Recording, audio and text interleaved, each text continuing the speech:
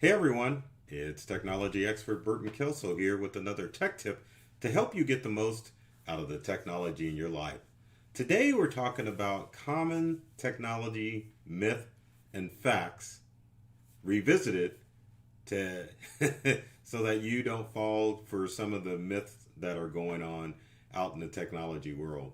About a year ago I covered this topic and talked about myths and facts when it comes to technology. So I want to revisit that again to kind of help make you stay on top of what's going on as far as the myths and facts when it comes to technology.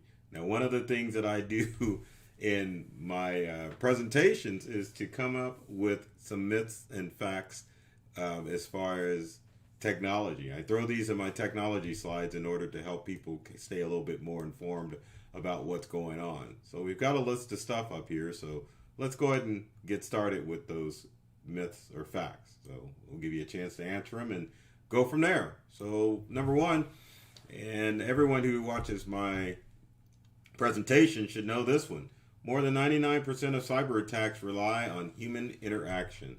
Is that a myth or is that a fact? Well, that is actually a fact. It is true that 99% of cyber attacks rely on humans clicking or interacting with phishing emails and websites and even voluntarily giving out their personal information. So it should be noted that most of the companies or individuals that you read about that have been hacked, chances are they are probably the ones responsible for them falling for a scam. People have the misconception that cyber criminals can get into your devices. Well, it's true that cyber criminals are actively trying to access your devices. What is true as far as most of your tech devices, they all of them, smartphones, tablets, have the protection built in. Windows and Mac computers have firewalls and antivirus software. Your smartphone operating system is really not designed to be quote unquote hacked into unless you give someone permission to remotely access your smartphone or even your computer. So the best method as far as keeping yourself safe from all the cyber threats out there is to make sure that you practice smart surfing habits and practice good habits when checking email or responding to text messages or even voice calls. It's epidemic as far as the cybercrime is going on out there. But the challenge is that you need to make sure that you have the methods to keep yourself safe so that you don't fall victim to a cybercrime. Because again, usually if you fall for a cyber threat, it's you're the one that caused it to happen. Educate yourself to make sure that you know how to avoid most of the threats out there. So our second myth or fact, I love this slide. Let's go with it. So as far as your smartphone is concerned, frequently charging your battery degrades your battery performance. Is that a myth or is that a fact? Well, many of you would be surprised to know that that is actually a myth. Your battery in your smartphone or even in your laptop computers is destined to die. That means that your battery only has a limited life. So it doesn't matter how many times you charge your battery, it's not going to shorten the life of the battery. Most batteries that are in smartphones and tablets and in laptop computers, and I guess I said tablets already, but in most portable devices, usually have a life of about 2 to 4 years, depending on the battery. Now, things that will degrade the battery is if you leave it in extreme temperatures. So if you frequently leave your smart device and laptop in extreme cold or heat, it definitely will degrade the battery. But for the most part, if you keep it in regular temperatures, your battery is going to just live its normal life. And just understand, and in most laptops and smart devices, there's going to come a time when you need to replace that battery. So it means when it's dying, it doesn't mean that you charged it too much. It just means that it's going through its regular life cycle, and at some point you're going to have to replace it. So our next myth or fact is Wi-Fi. You should avoid connecting to Wi-Fi networks when accessing sensitive information. Is that a myth or is that a fact? What's actually a fact? Because the problem with public Wi-Fi networks is that you never know how that public network is set up. Some public networks allow individual connections per computer, so that means that your neighbor at the coffee shop or at the airport won't see what you're doing. But there are some Wi-Fi networks that are set up where it basically creates everything like a big old network where everyone can have the potential to access information on your devices. Now, the best thing to do if you're working on sensitive information is to use a Wi-Fi hotspot from your cellular provider to ensure that your connection is safe and secure. The reason why Wi-Fi hotspots are safe and secure is it's because there's a two-way connection, which is direct from your smartphone to your cellular provider. So a cyber criminal would have to hack into your cellular provider's network, which is virtually impossible, to access and see the information that's going back and forth. If you're sending the sensitive information back and forth, a Wi-Fi hotspot is probably the best method to use. As far as I don't want to pay for a Wi-Fi hotspot, you're going to have to pay for something, but there's no free rides. But one of the things that you can do is to utilize the services of a VPN or virtual private network so that all of that sensitive data that you're transmitting back and forth between your computer or your smart device is safe and secure and out of the hands of the prying eyes. The reason being is the way a VPN works is that it creates a tunnel that allows or that shields your information when it goes to the source and back from the source, so that way criminals can't see what you're accessing. So remember that when you decide to go to that coffee shop and use Wi-Fi. If you're just surfing the web and jacking around, that's okay. You can use the Wi-Fi hotspot you're working on, or the Wi-Fi, the wireless connection at the coffee shop. If you're doing more sensitive information, Wi-Fi hotspot or VPN. Our next myth or fact. What do we have here? Oh, my favorite. Macintosh computers are better than Windows computers. Is that a myth or is that a fact?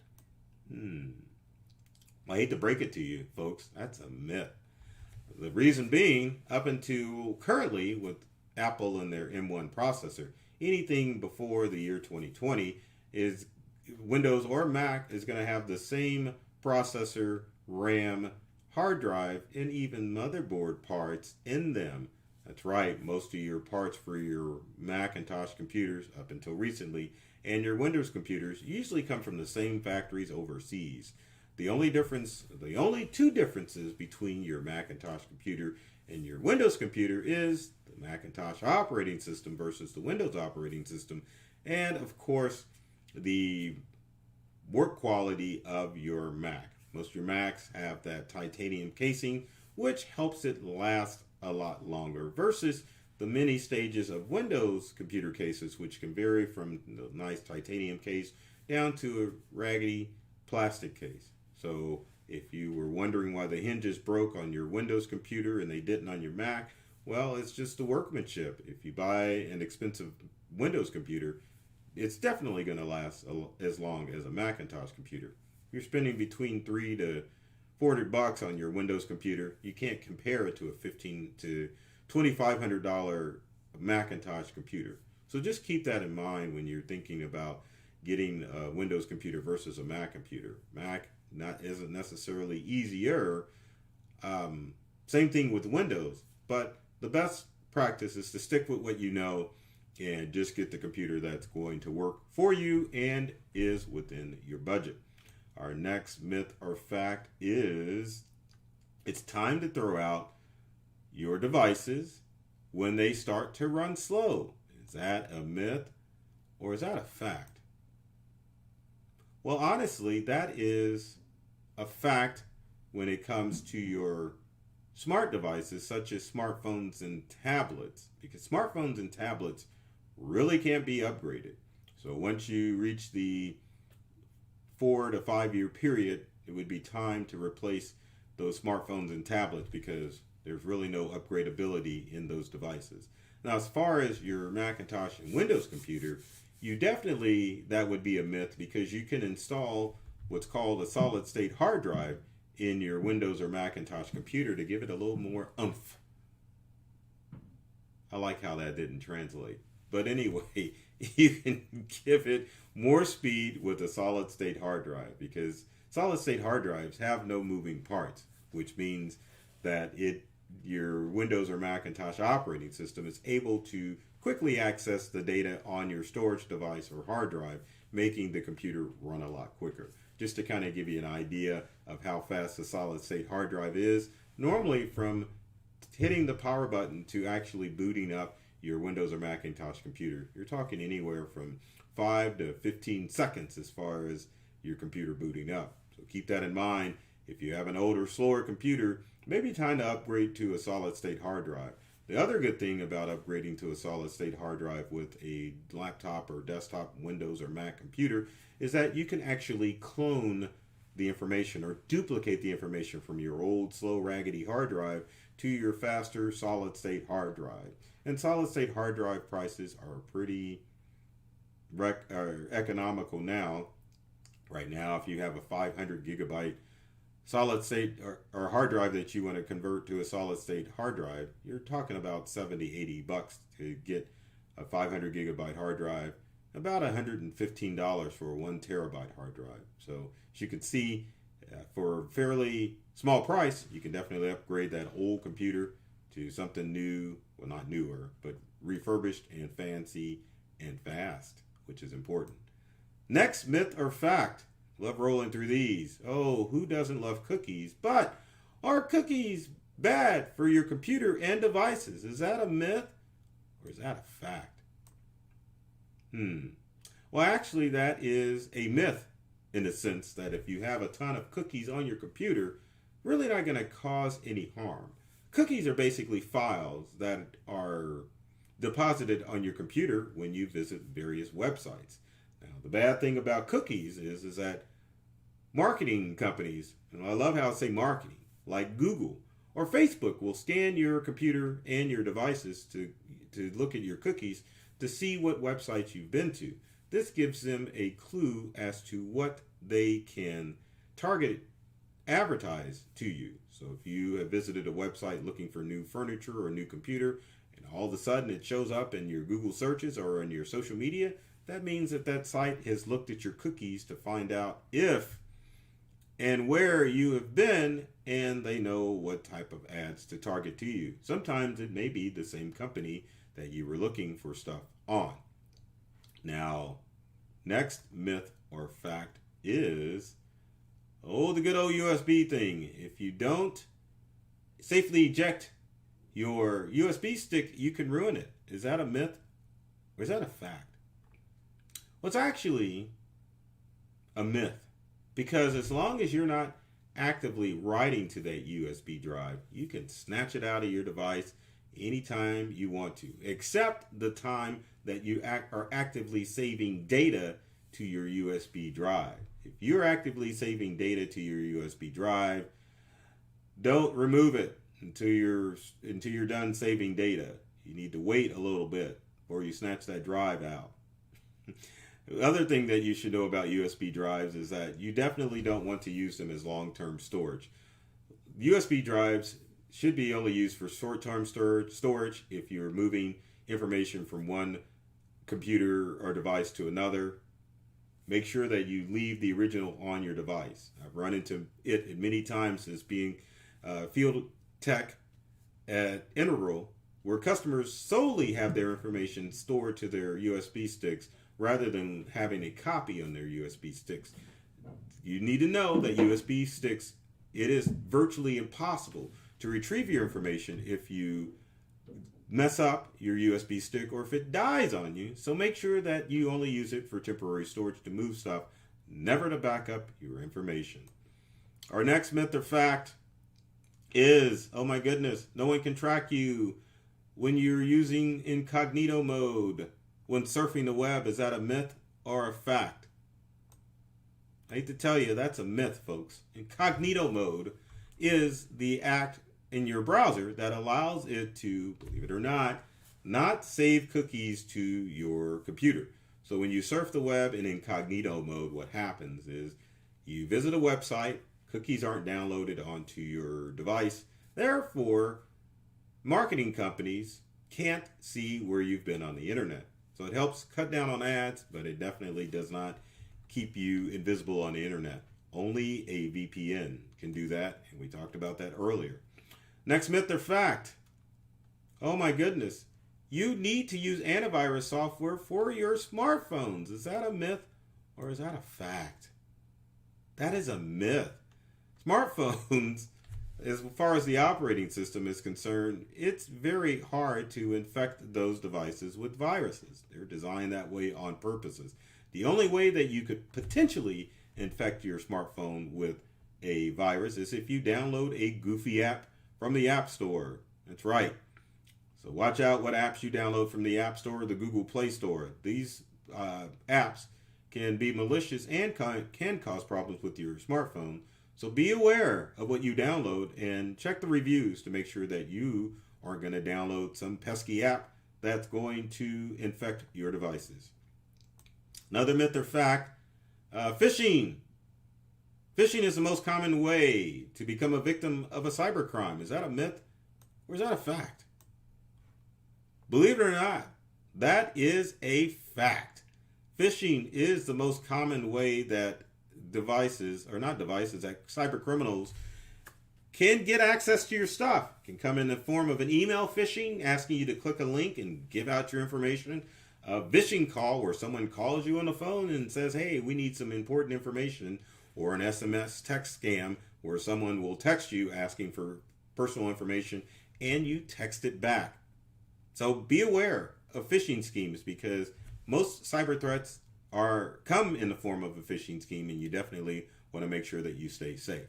And our last myth or fact, because I've been prattling on forever about these, is your smart home devices are listening to you. Is that a myth or is that a fact? That's actually a fact. Your Google Home and your Amazon Alexa devices are constantly listening to your conversations. The real reason is to make sure that they're ready to respond when you say the call word. And I can't say one because I got an Amazon Alexa device right there. So make sure if you're talking about anything sensitive around your smart devices that you either mute them by hitting the mute button on top or on the side, or just simply unplug it for the time that you're having a sensitive conversation. That is for you work at home people. Make sure that you're not spilling company secrets over your smart devices, because if your smart device account is hacked, then cyber criminals are definitely going to look for that information. So with that said, if you have comments or questions, leave them in the comment section below. We'd love to hear from you to find out what tech tips you would like me to talk about and to answer any questions, or you can post any myth or fact information to me to find out if it is a myth or fact. Also, if you like this video, be sure to share, like, and follow and subscribe and comment on this video. Love to hear your feedback, as well as be sure to follow myself, Burton Kelso, the technology expert, on social media, as well as my company Integral. We're all the social media platforms, as you can see right there. Don't hesitate to connect. Let's be friends, and you will get the latest and greatest tech tips and tricks that are designed to help you get more from the technology in your life. So with that said, I love technology. I've read all the manuals, and I'm serious about making technology fun and easy to use for everyone. So take care of yourself and do many things to make you smile. And thanks for watching.